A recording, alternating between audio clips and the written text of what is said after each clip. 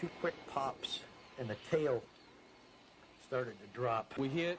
I think we skipped off the ground. You could see the cockpit in front just squeeze up like an accordion. I was thinking we are going to crash, and I've got to get off this plane. It looked sort of like the pictures that you've seen or heard about after World War II in Russia with the scorched earth. Everyone, thank you for joining us. Floodlights tonight have replaced the fire and smoke which this morning enveloped a Delta Airlines 727 at DFW Airport. 13 people died in the inferno when Delta Flight 1141 crashed on takeoff, skidding to a fiery halt just 1,000 feet from the end of the runway. Incredibly, 94 people made it out alive. Channel 5's Mike Snyder was among the very first on the scene this morning, and Mike joins us live now from the crash site at DFW. Mike? Brad Nallis, it has been a very long and hot day for both us and for Delta Airlines. While this crash is indeed a tragedy, it has not been without its miracles. 13 people did perish in this violent crash, but the majority of the 107 people on board this plane, including 5 crew members, did survive. And it is that fact alone that tonight there is praise for both the crew and the people who did the rescue here. They did live to tell their stories, and now it is the job of the National Transportation Safety Board to sort through the stories of both the passengers and the flight crew and determine just exactly what did cause the crash of Delta Flight 1141. The National Transportation Safety Board's GO team of top crash investigators flew into DFW Airport late this afternoon from Washington, D.C., and gathered this evening at a nearby hotel to organize their massive undertaking to determine the cause of this crash. It's a slow and tedious process for some of you that have worked with us in the past. You know how it is, but we feel like we're objective, we're careful, we're deliberate, and we get the job done, and we'll find out really what happened and why. Fort Worth-based investigators from the National Transportation Safety Board, Federal Aviation Administration, and Delta Airlines representatives were here at the crash site on the southwest corner of DFW Airport less than an hour after this Delta 727 went down at the end of runway 18 left. The black boxes from the tail section have been removed. Those are the flight data recorders and the cockpit voice recorder. They have now been flown on to Washington, D.C., where they will be analyzed by the Federal Aviation Administration's technical lab. This morning, it was a gruesome sight here. Just minutes after 9 o'clock, Delta Flight 1141, bound for Salt Lake City with 107 people on board and loaded with fuel, crashed in this parched field 1,000 yards from the end of runway 18 left. 94 people survived. 13 people were killed. DFW rescue and fire teams were on the scene within moments, and that fact alone may be why so many people survived. If you look at the wreckage, the way it's burned, they had to put a good stop on it or there'd have been a lot more casualties. As the landing gear and surrounding grass burned in the field, rescue helicopters lifted the badly injured survivors to hospitals in both Dallas and Fort Worth and the nearby Mid-Cities area. The charred bodies of the 13 people who were killed in this crash were slowly and carefully removed from the still smoldering wreckage. The pilot, 48-year-old Larry Davis, was the last survivor pried from the wreckage. He was trapped for more than half an hour in his twisted cockpit, and 2 DFW police officers are the ones who finally got him out. He was complaining of severe back problems. They brought him into the triage area, and the trauma surgeons looked at him. We started IVs on him, bandaged, and I sent him by care flight to the hospital. His legs were in the area where his controls are, but as far as being pinned in, no. Here are the facts as we know them tonight. The 727 jetliner was apparently airborne, but only for a few moments. It then slammed down on a navigational radio antenna set at the end of runway 18 left. The aircraft then bounced into this grassy field tail first, then skidded and twisted in the dry dirt, spraying jet fuel across the dry grass as its tanks of fuel ruptured. One wing was torn off. Earlier reports that Captain Davis had radioed the DFW control tower and told them he was aborting his takeoff because there was smoke in his cabin have apparently turned up false. We have checked with top Federal Aviation Administration sources in the tower who say no such radio call was made. Likewise, the Federal Aviation Administration says that the rumors that there might have been a near miss with a commuter aircraft are just that, rumors, and they are untrue as we know them tonight. That leaves few possibilities, one of them being engine failure. This 727-200 series was equipped with Pratt & Whitney JT-8D engines, which have been the source of several crashes around the nation. The plane's right engine did come off and burned in a field by itself about 100 yards from where the plane is lying this evening.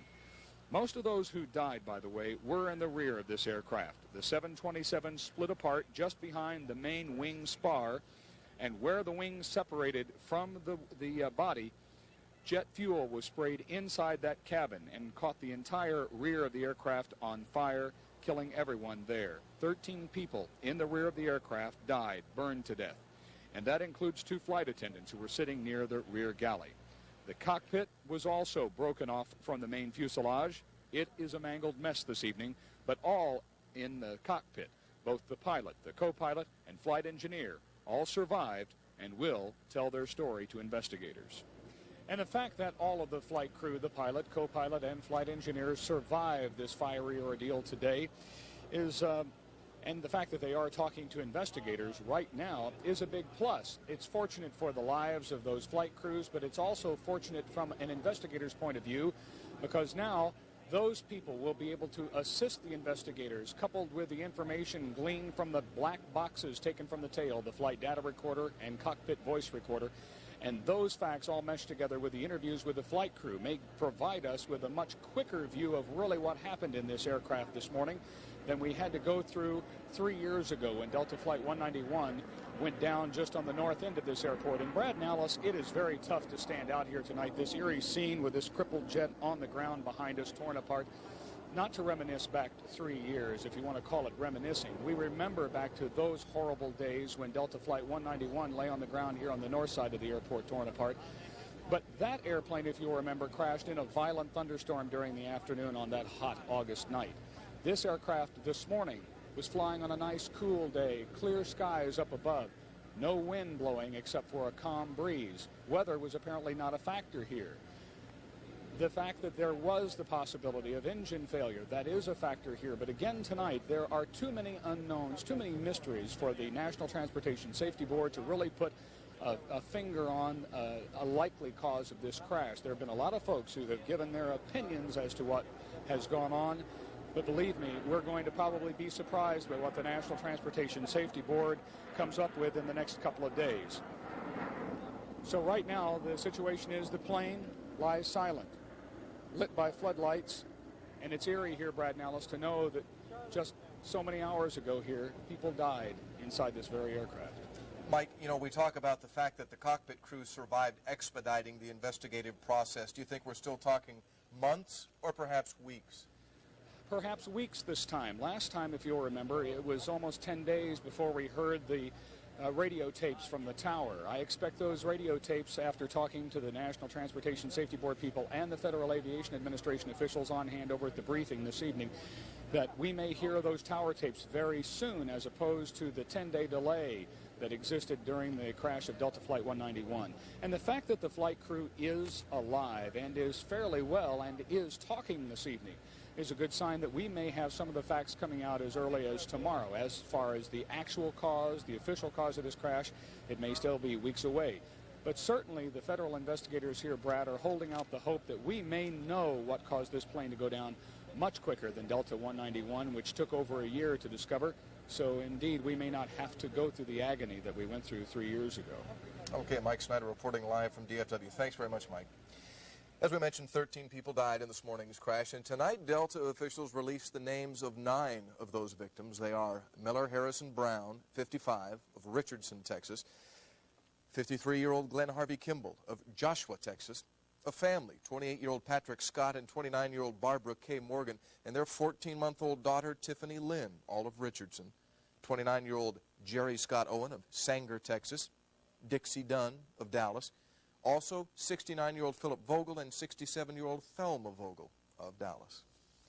Miraculously, 94 people survived the crash of Delta Flight 1141. Looking at what's left of the wrecked aircraft, you'd never have thought so many people would live through such an ordeal, much less walk away from it, but most did indeed walk away. And Channel 5's Linda Frederick joins us now with some of the survivors' incredible stories. Alice, Brad, the stories are remarkably the same.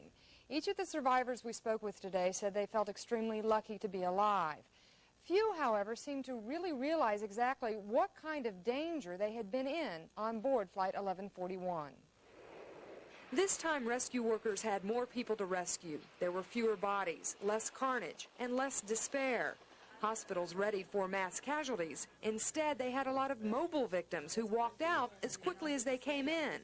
They recounted the vivid moments of bumping and then burning. Oh, it just sounded like he had a bunch of turbulence and he was in trouble, and then next thing you knew, he was trying to get it flat. Of course, the pilot did an excellent job of getting it flat. He did get it flat. Yeah, he probably saved a few hundred lives doing that. There were several families on board Flight 1141. Evan and Adam Wood got out of the doomed aircraft quickly and left the hospital almost as fast. Neither of these youngsters were injured, and their parents are fine as well. This victim, who left the hospital with only a bandaged arm, was identified as one of the 4 flight attendants on board. 2 perished. Several passengers remain in local hospitals, but perhaps not for long. Natalie and Bernard Glimm are sharing a hospital room at Parkland. They lost one another as they scrambled to escape the burning aircraft, and they don't want to spend another tense moment apart. I couldn't get back in with people coming out, and then I finally saw her. And then,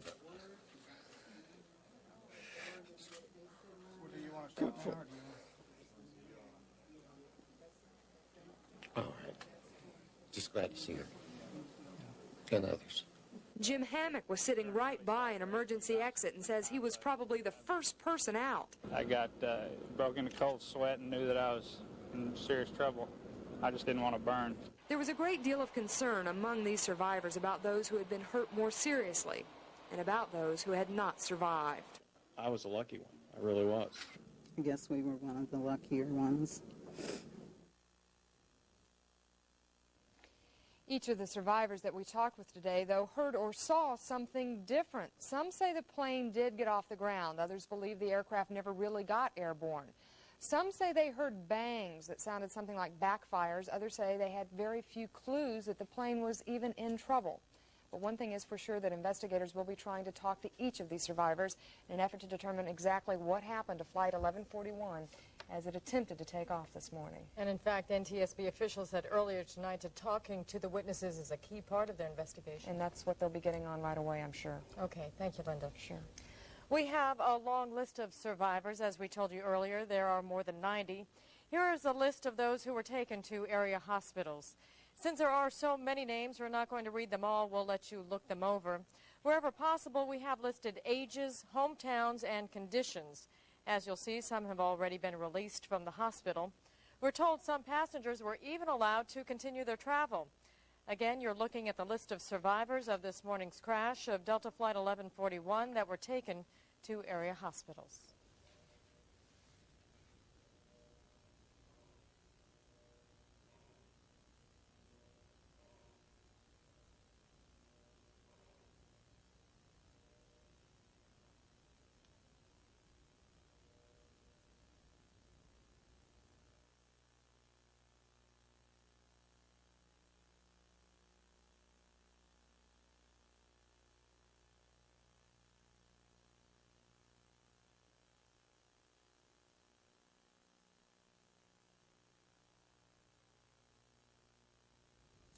"94 very lucky people." While many survivors of today's crash walked away from the wreckage, their ordeal is far from over. That story and more as we continue our coverage of the Delta 1141 crash. Stay with us.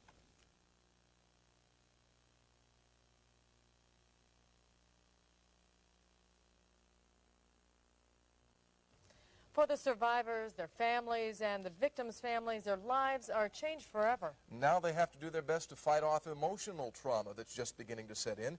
Channel 5's Tim Herrera is here to tell those people that they will not have to face their problems alone. Tim? Brad, help is coming in from all over to guide these people through their individual traumas. We say individual because although these people experienced the same tragedy, each will react in a different way. You really can't imagine what it's like until you've been there. No! The grief, stress, and trauma these people are going through is monumental. The results just as large. Tonight will be a very bad night for many passengers and families. It will be a very bad night because many of these survivors are just beginning to realize what they've been through. It's like a delayed stress. For many of these people, that delay ends tonight. Usually problems come out at night that don't during the day. Fears of the unknown mostly. Red Cross volunteers are flocking to DFW Airport to help counsel anyone wanting help. Local clergymen are also lending countless hours, offering emotional and spiritual support, talking to survivors and involved loved ones. It is not a very easy job. Your principal action is to share their grief and give them support in whatever way you can. They ask questions, you try to answer them, you try to console them. That is a long, involved process in an effort to help erase unforgettable images. When I opened the door, then the flames started to, come in, so everybody screamed, "Shut the door," which I did immediately, and then jumped off on the other side. I'm reliving it. Will it be hard to fly? And realizing how lucky we are. Lucky to survive and lucky to get some of the help available. All the survivors, their families, and the victims' families are being revisited by counselors tonight. Red Cross volunteers and clergymen are doing rounds just as doctors would. And tomorrow group counseling begins. Everyone involved starts sitting down to talk about what they've gone through. They are emotional scars that may take a lifetime to heal if they heal at all. And one thing that we need to add is that most of the counselors involved, the clergymen and the Red Cross volunteers, have some experience. A lot of them were involved in the 191 crash 3 years ago and have helped some of those people try to get through their ordeals as well. Certainly hard to imagine what they are going through tonight. To say the least. Thank you, Tim. Well, more than 2,300 people answered the call that went out today for blood donations to help crash survivors. It was an overwhelming response that pushed the capacity of blood centers in both Dallas and Fort Worth. Some people waited more than 2.5 hours in line to give blood. Most of these people have come without even hearing our appeal. It's just sort of like the Delta crash 3 years ago, when they came in voluntarily. This is tremendous. Blood bank officials say they have enough blood to meet the needs of the plane crash survivors, almost twice the response they received 3 years ago when Delta Flight 191 crashed. Blood bank officials say any excess will be a good reserve to start the Labor Day holiday weekend coming up. Blood bank supplies are usually drained during an increase in accidents over the holidays. We'll have the rest of the day's news in just a moment, including hundreds of protesters who turned out for the opening of the Last Temptation of Christ. Plus additional coverage of the crash of Delta Flight 1141.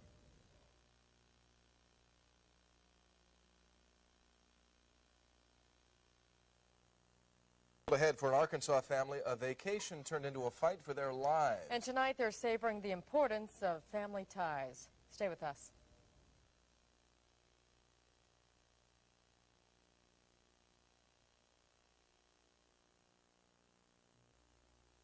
Finally tonight, those who made it through today's crash are wondering how and why others weren't so lucky. Channel 5's Marty Griffin has a story of one family tonight trying to separate the nightmare from the reality of Flight 1141. When given the choice between laughter and tears, 𝗗𝗓𝗓 Owens will laugh every time, and her mother and father would do the same. They were seats 26, D, E, and F on the Delta flight that didn't make it off the runway. They saw the fire and flames, felt the heat. 𝗗𝗓𝗓 was burned. Her mom was burned too, also took 10 stitches in her left eye. Aside from a little pain, there is a lot of thanks. I just feel like the Lord was with us, and of course I'm sure he was with some of those that didn't make it, but maybe he was ready for them in the sky, in heaven, and called them to him. And he wasn't ready for us yet, is the only thing I know of. As far as reunions go, this family hasn't had one for a long time. Flight 1141 was taking them to California to see more family. It looks like the West Coast will have to wait. This family will drive home to Arkansas, think a lot about what happened, why they lived, others died. God knows, I don't, and and it just, there's a reason for everything, there's a time, and I guess it just wasn't our time to go. 𝗗𝗓𝗓 Owens has flown many times before. The high speed and high altitude always makes her a little nervous, but she never buys flight insurance. 𝗗𝗓𝗓 says she takes care of her family's safety long before she gets to the airport, and she did the same thing for this trip. I prayed last night after I went to bed for this safe trip. Tonight she will pray again, this time for the 13 who died. Marty Griffin, Channel 5 News Tonight. And that's our report for this Wednesday night. Thank you for being with us. And because of our extended coverage of this morning's tragedy, we've run over a little bit. Our apologies. We will be joining the Tonight Show in progress momentarily. Be sure to join Carolyn Razor at 6:30 in the morning for the latest information on the crash of Flight 1141. We'll see you back here tomorrow night at 6. Until then, for Harold Scott and the entire Channel 5 News team, good night. Good night.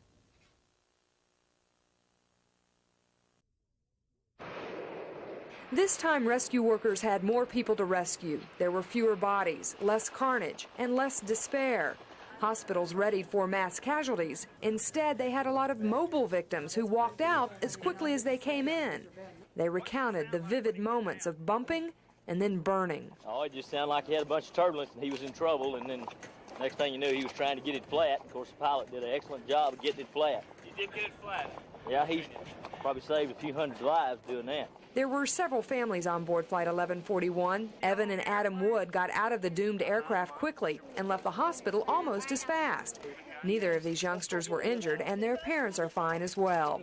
This victim, who left the hospital with only a bandaged arm, was identified as one of the 4 flight attendants on board. 2 perished. Several passengers remain in local hospitals, but perhaps not for long. Natalie and Bernard Glimm are sharing a hospital room at Parkland. They lost one another as they scrambled to escape the burning aircraft, and they don't want to spend another tense moment apart. I couldn't get back in with people coming out, and then I finally saw her. And then, Well, do you want to stop now, or do you want... all right. Just glad to see her. And others.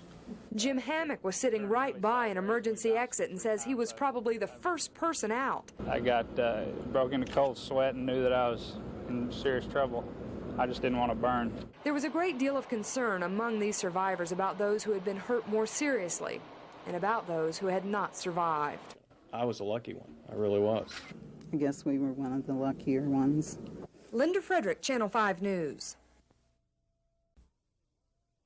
No. It wasn't until around 10 a.m. when concerned relatives started coming back to DFW Airport. Faced with the bad news about the crash, having no news at all about the fate of loved ones seemed to hurt even more. Your sister and your mom. We have 13 confirmed dead. We have 94 survivors. By early afternoon, Delta had already dispatched a senior management team to DFW, sent here to help reunite survivors and their relatives. Delta says most of the 100 passengers on the plane boarded here at DFW Airport, although many of them boarded from other connecting flights. A Delta spokesman says the passenger count has fluctuated all day long because several children were on that flight. We have 2 infants on board, and that may be where the mix-up is right now. We're trying to verify that now to see if that is the case. There were those who were able to walk away from the crash this morning. Delta officials say in all, 61 people were treated and released from local hospitals. An infant was among the 13 casualties. Delta officials say the 3-man primary flight crew are all alive, but in serious condition. Still no word on the fate of 4 flight attendants. From the looks of the plane, a Delta spokesman has commented it's a miracle that anyone survived.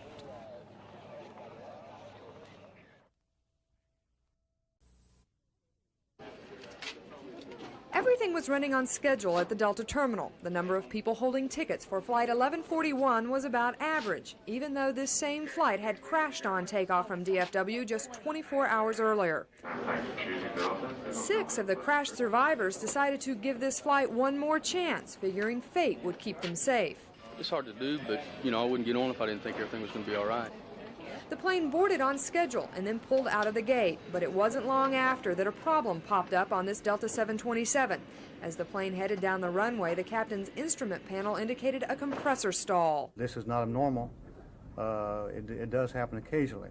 As a precautionary measure, the captain elected to come back to the gate and have the engine checked. 102 passengers then boarded yet another Delta 727, which departed here from DFW Airport for Salt Lake City 2 hours late.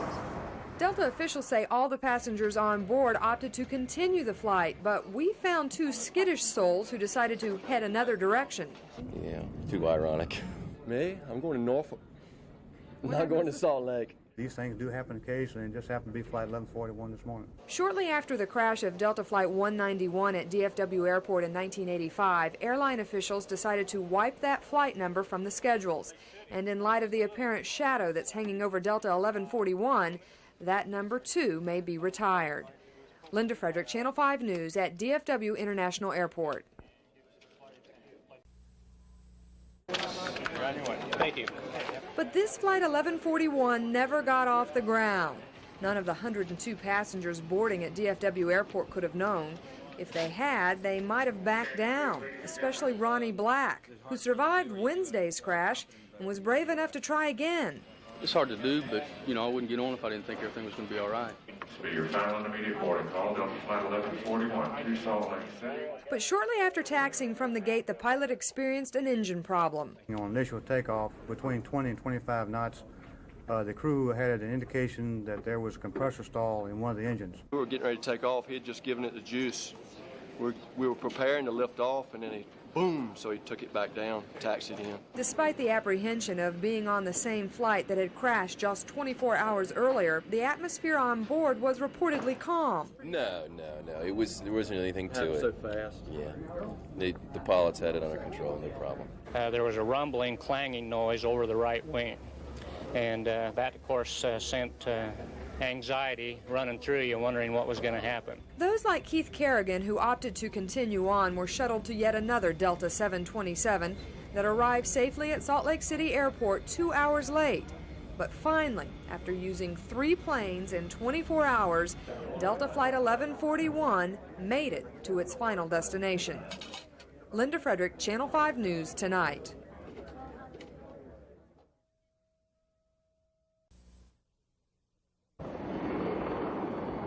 When a 727 takes off like this one, the rear flaps are extended behind the main wing area to give the necessary lift to get the plane off the ground.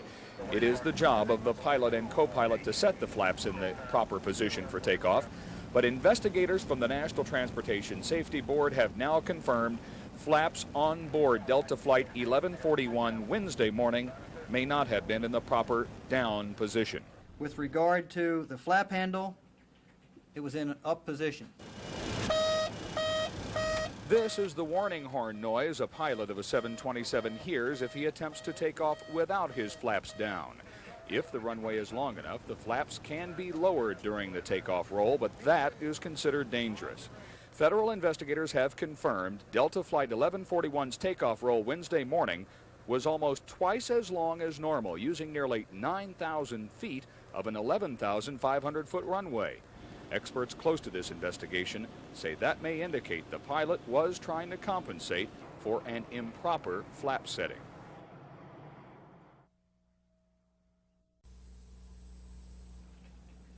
With regard to the flap handle, it was in an up position. When a Boeing 727 jetliner makes a takeoff roll, its flap lever is supposed to be in the down position.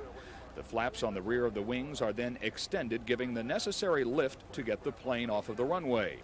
In addition to investigators finding the flap lever on this plane in the up position, these pictures show the flaps on the left wing retracted, or in the up position. This is not a simulation. It is the actual warning horn the pilot of this 727 heard when he attempted to take off without having his flaps down during a check ride. Technical experts say the flaps can be successfully lowered during the takeoff roll if the runway is long enough. Federal investigators have confirmed Delta Flight 1141's takeoff roll was almost twice as long as normal Wednesday morning, using nearly 9,000 feet of an 11,500-foot runway. Experts close to this investigation say that may indicate the pilot may have been trying to compensate for an improper flap setting. The information and the evidence in looking physically at the airplane today, and specifically at the slats and flaps, it appears to be consistent with the flaps being in the up position. And in tonight's briefing with NTSB investigators, it was also pointed out that statements by the pilot on the plane's voice cockpit recorder that there was an engine failure at the moment of takeoff don't match with what investigators found today. So no, today, when the engines were removed, they were again visibly looked at and inspected, and it further substantiates the comment I made yesterday about no visible engine damage.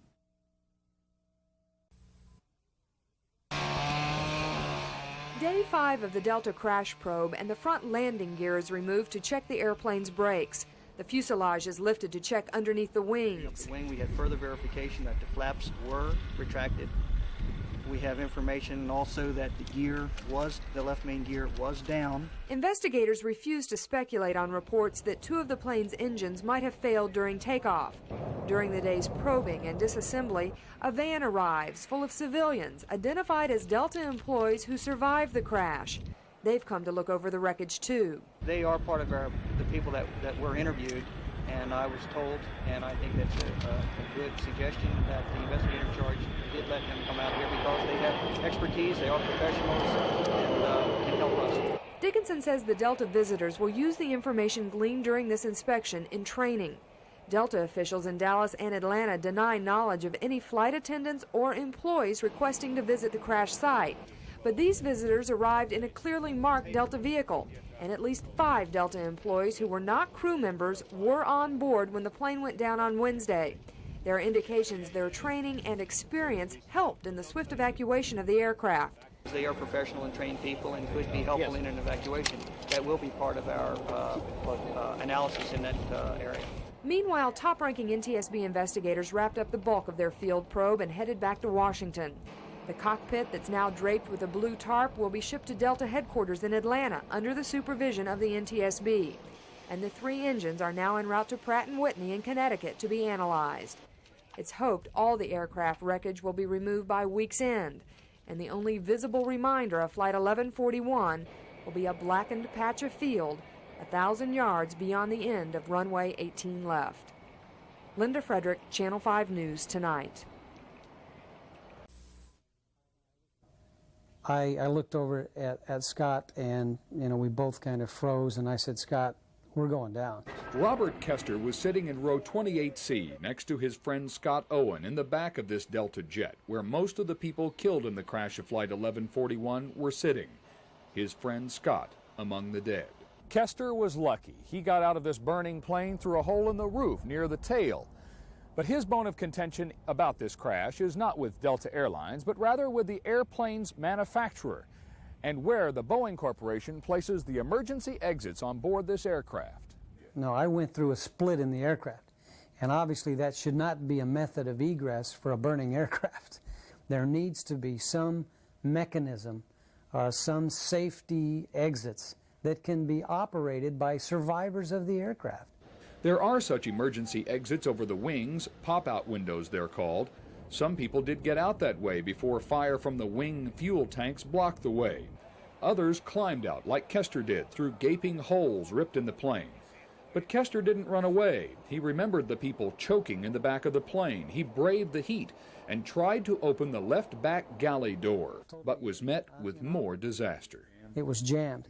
He burned his hands and face trying to get that life-saving door open. They were live pushing on the windows, and I was screaming and cursing this door to try and get it open.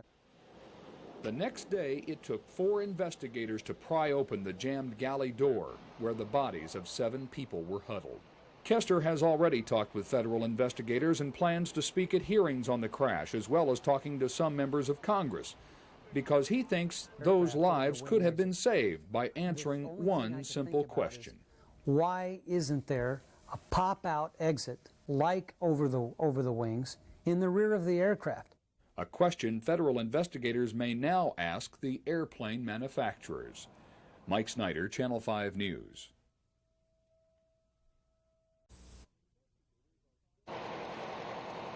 Investigators are still amazed that 95 people survived the crash of Delta Flight 1141 last Wednesday morning. But one of those survivors thinks the 13 people who died could have been saved. They were live pushing on the windows, and I was screaming and cursing this door to try and get it open. Robert 𝗗𝗲𝗏 burned his hands and face trying to pull the left rear galley door open just moments after pulling himself out of the burning wreckage, but the door was jammed. It took 4 investigators to pry the door open a day after the crash. 7 people died huddled next to that exit. Probably one of the most haunting aspects of it was I distinctly remember 2 windows where people were pushing on the interior of the windows to try and push the windows out. When they pulled their hands away from the windows, their hands disappeared. The smoke was that intense. 𝗗𝗲𝗏 was sitting in seat 28C in the rear of the plane, where most of the victims, including his friend Scott Owen, died. 𝗗𝗗𝗏 was lucky. He got out of this burning plane through a hole in the roof near the tail. But his bone of contention about this crash is not with Delta Airlines, but rather with the airplane's manufacturer, and where the Boeing Corporation places the emergency exits on board this aircraft. I went through a split in the aircraft, and obviously that should not be a method of egress for a burning aircraft. But that's how many survivors got out, because emergency exits over the wings were blocked by fire raging from ruptured fuel tanks. 𝗗𝗏𝗏 says many passengers couldn't have made it to the wing exits anyway. When you're in that aircraft and it's on fire, your concentration is 1 to 2 rows away max. Why isn't there a pop-out exit like over the wings in the rear of the aircraft? And if there had been, I feel very confident they would be alive. 𝗗𝗏𝗏 has already told his story to federal investigators here. He may now make his suggestion directly to the National Transportation Safety Board in Washington. Mike Snyder, Channel 5 News, Tonight.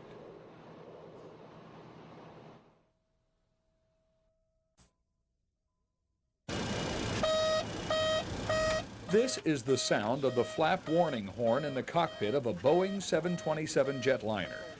If a pilot attempts to take off without the flaps lowered to at least 5 degrees, the horn goes off.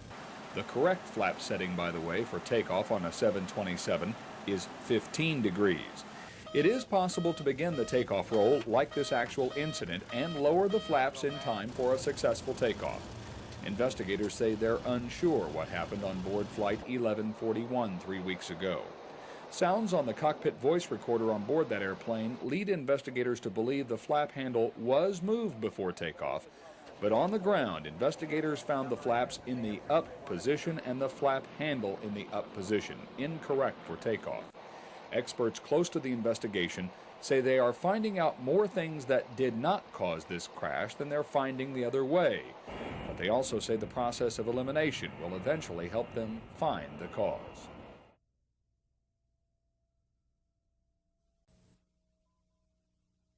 It would seem to us that there has been a preliminary and almost automatic finding, as often happens, of pilot error in this case. And Delta Captain 𝗔𝗂𝗴𝗂𝗀 doesn't think that's fair. He represents the Airline Pilots Association, which claims the federal investigation into the crash of Delta Flight 1141 has not been thorough nor complete and is slanted against the flight crew. What I think they're talking about is a flaps-up takeoff. The pilots' union admits the flap handle in the cockpit and the flaps on the wing of this jet were found in the up position, incorrect for takeoff. But the union also claims federal investigators are not considering what the union asserts is new evidence, suggesting a mechanical failure and design flaw that may have contributed to the crash. It's there today. It's on every 727 flying today. A very serious problem in detecting what we call a killer flaw in a takeoff configuration. The union calls it the split flap theory. There are 2 flaps on each 727 wing, an inboard and outboard extended downward for takeoff like this. But the flap alarm system only detects incorrect flap settings on the outboard flaps. And the union claims the co-pilot set the flap handle properly, but an undetected mechanical failure prevented the inboard flaps from going down, causing Flight 1141 to crash. And the union also claims these flap setting gauges that should have indicated the failure are poorly designed and are easily misread when they are in the wrong position. Maybe it caused this crash, maybe it didn't. It certainly could have. The pilots' union insists it's not throwing up a smoke screen to shield possible pilot error. Instead, what it says it's doing is presenting evidence that demonstrates clearly that there is another alternative to the crash that happened in this field last August. and hopes that when the National Transportation Safety Board opens its public hearings tomorrow, it will heed the advice to not rush to judgment on the flight crew of Delta Flight 1141. Mike Snyder, Channel 5 News at DFW Airport.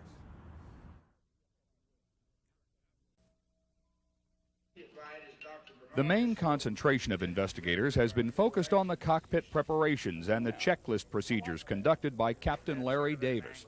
NTSB aerospace engineer 𝗗𝗂𝗴𝗵𝘁 was coarse with Captain Davis, suggesting lack of discipline in following cockpit rules may have allowed incorrect flap settings to go unnoticed. Captain, what is Delta's policy with regard to checklist initiation?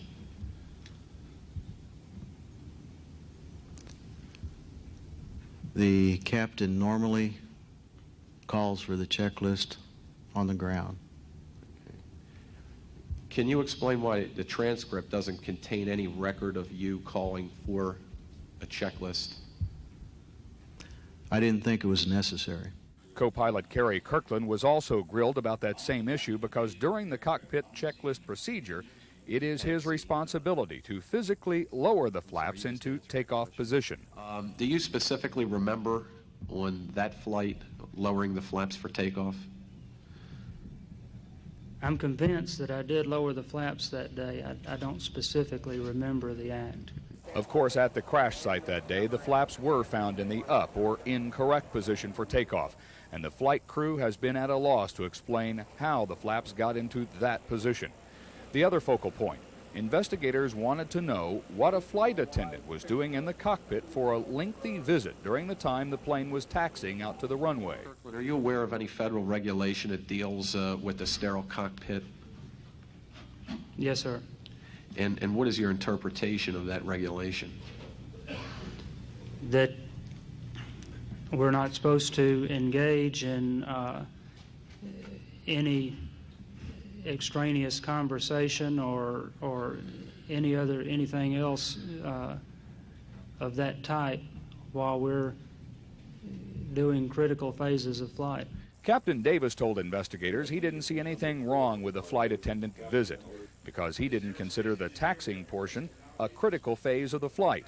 Investigator 𝗗𝗂𝗴𝗵𝘁 challenged Davis's cockpit discipline. Therefore, taken literally, would a flight attendant's presence in the cockpit while the airplane is taxiing under its own power technically violate that regulation? Yes.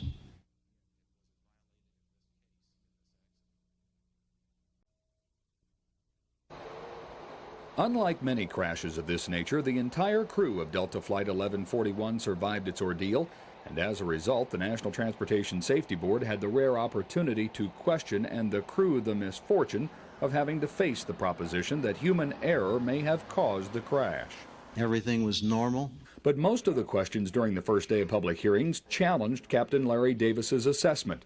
NTSB aerospace engineer 𝗗𝗂𝗴𝗵𝘁 suggesting Captain Davis didn't follow the rules and lacked discipline in the cockpit during preparation for takeoff.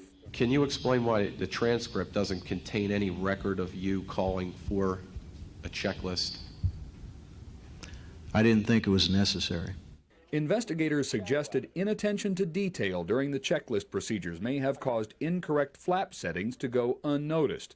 At the crash site, the flaps were found retracted, the wrong position for takeoff. Co-pilot Kerry Kirkland was responsible for setting the flaps. I'm convinced that I did lower the flaps that day. I don't specifically remember the act. Investigators also questioned Captain Davis's judgment allowing a flight attendant to make a lengthy visit in the cockpit during the plane's taxi, possibly distracting the crew's pre-flight preparations and breaking federal sterile cockpit regulations. Flight engineer Stephen Judd admitted the violation but said he wasn't distracted from his job. I checked the flaps. The hearings are now expected to take an abrupt turn toward the mechanical side of the crash equation. Investigators will begin interviewing a host of experts from the Boeing Corporation tomorrow morning to see if there is a possible flaw in the flaps or in the cockpit design that may have contributed to the cause of this crash. Mike Snyder, Channel 5 News, tonight.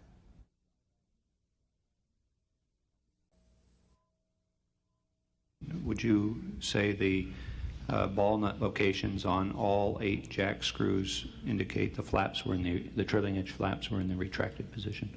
Yes. Donald Ryder, the chief engineer of flight controls for Boeing Aircraft Company, seemed to confirm investigators' suspicions that the crew of Flight 1141 did not lower its flaps for takeoff as required. But the Airline Pilots Association pointed out at the crash site the leading edge slats on the wing were in the down takeoff position, which can only happen if the flaps were lowered. The Boeing engineer then offered the most critical evidence of this hearing, confirming that the valve that controls the operation of those leading edge slats was open and unlocked. And what would it indicate to you? That the outboard flap follow-up had been moved and that there was some displacement of the outboard flap. So that the outboard flap was not fully up. Is that another fair way to say it? That's a fair way to say it. The pilots' union says that testimony validates its so-called split flap theory. There are 2 flaps on the back of each Boeing 727 wing, an inboard and outboard flap. And the pilot union contends when the crew of 1141 lowered the flap handle in the cockpit, only the outboard flaps went down and the inboard stayed up, causing the crash. This gauge in the cockpit should have indicated the problem, but the pilots may not have seen the gauge. Failure to notice the gauge is a human failure. The point here is that we know humans make mistakes, and for everything else we have a backup. There's no backup for this.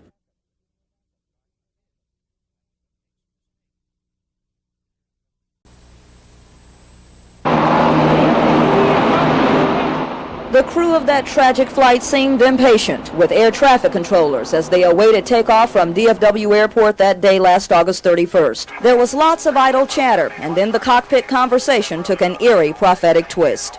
We forgot something on our first leg today. We forgot to discuss about the dating habits of our flight attendants so we could get it on the recorder, you know, in case we crashed and the media would have some kind of a juicy tidbit. Is that right? Oh, is that what you're looking for? Yeah, you know that Continental that crashed in Denver? Did you read that? No, I didn't. Yeah, they were talking about the dating habits of one of the flight attendants. Had a real nice conversation. He laughed, you know. We got to leave something for our wife and children to listen to. We were just talking yesterday, you know, about 191 seems to be the classic airline crash that the news media goes for every time, you know.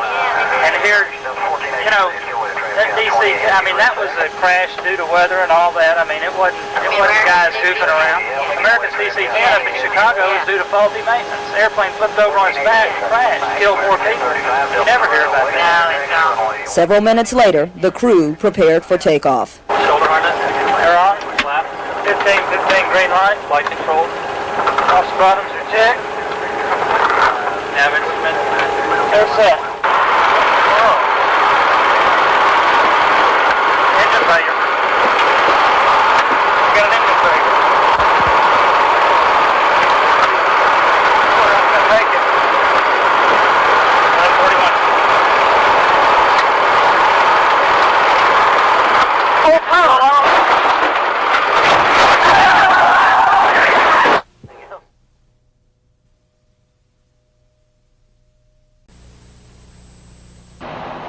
Flight 1141's crew is heard joking, criticizing the control tower, and engaging in general social chatter just prior to their tragic takeoff from DFW Airport last August 31st. At one point, they're heard poking fun at Vice President 𝗂𝗏 and his wife Marilyn. She looks like she's from Texas. She's got that horse face.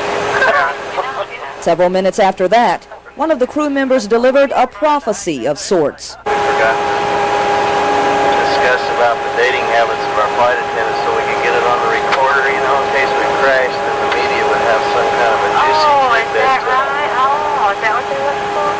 We got to leave something for our wife and children to listen to. We were just talking yesterday, you know, about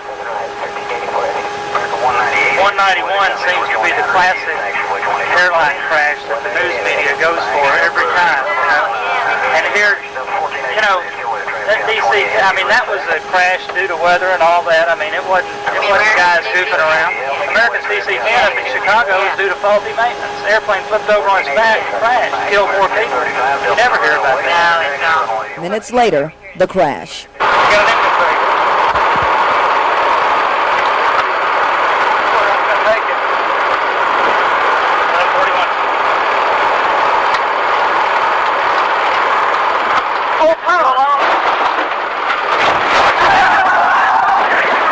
Delta determined its crew didn't do its job correctly that fateful day. The crew was fired. 14 people died. Some of their families are taking Delta to court for damages. Sherry Woodard, Channel 5 News, tonight. District Court asking Judge Aubrey E. Robinson, Jr. Grounding be necessary, a reduction in the number of seats available. I think to accept the notion that airline crashes are inevitable. I believe it would be a real tragedy if they took an action like that. It would inhibit the NTSB's job, and I believe it would be detrimental to safety overall.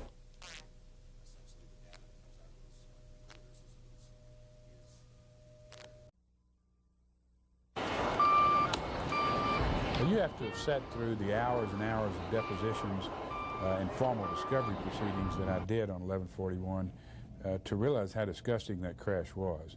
2 years now since Delta Flight 1141 went down in this field, and attorney Frank Branson finally has settlements for his 8 clients. But still unsettled is Branson's gut, upset over the death of 14 souls and the attitude of the airline. Horrifying is the only way I know you can describe it. Government investigators confirm the flight crew's failure to lower the wing flaps and slats caused Flight 1141 to crash while attempting takeoff from DFW Airport. Branson's videotaped deposition in a Delta flight simulator duplicated Flight 1141's takeoff conditions. This pilot used Delta's standard emergency recovery procedures, immediately slammed on full power when the stall warning went off, and the plane did not crash. In your opinion, if that had been done on Flight 1141, would it have crashed? No, it would not. The flight crew on 1141 also broke the government's sterile cockpit rule during taxi to the runway. Captain Larry Davis admitted to federal investigators his crew discussed flight attendants' dating practices with the head flight attendant instead of running through the cockpit checklist. I didn't think it was necessary. Despite breaking federal and Delta cockpit rules, Captain Davis's deposition offered high grades for his flight crew's performance. A+. But Delta's chief pilot, Harry Alger's deposition offered a different grade. Safely grade them F. A failing grade. And until someone regulates the airline industry better than Flight 1141 was regulated, I suspect we are all in danger. Branson hopes this crash has put the fear of rules in Delta's cockpits so that the lives of his clients will not have been given in vain. Mike Snyder, Texas News 5.